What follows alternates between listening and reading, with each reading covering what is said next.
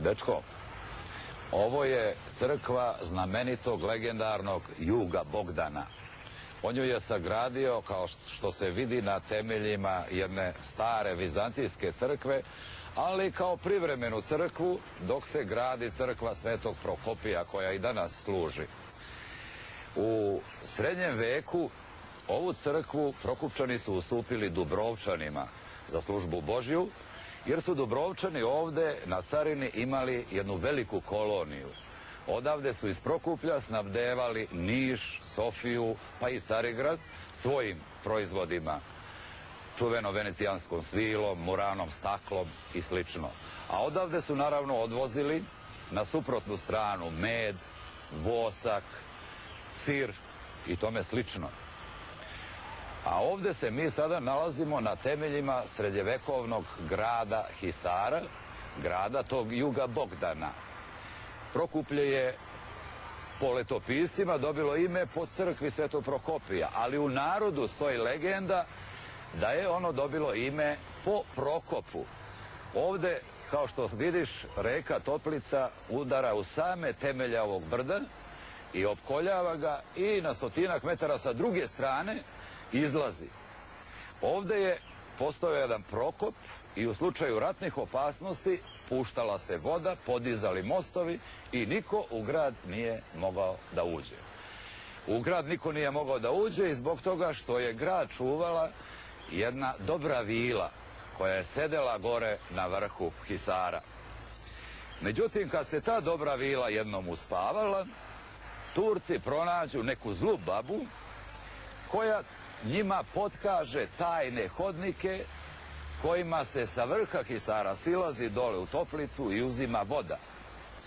Turci uz pomoć te babe pronađu tajne hodnike, zatvore ih i Srbe prinude na predaju, jer su oni ostali bez vode.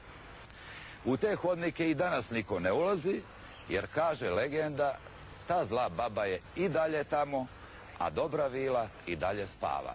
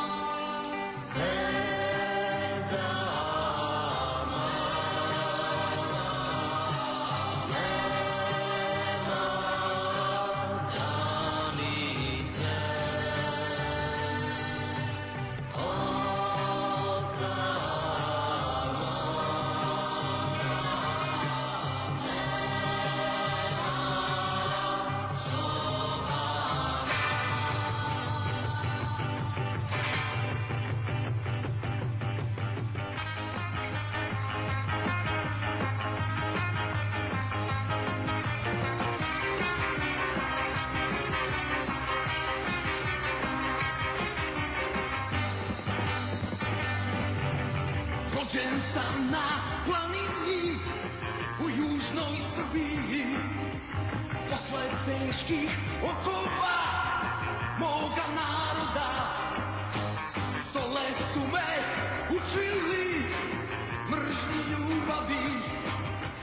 Bogu našem pravednom, južnoslovenskom.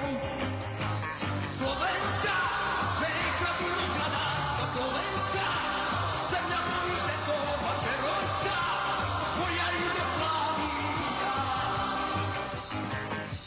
Slovenska neka vinogradasta, slovenska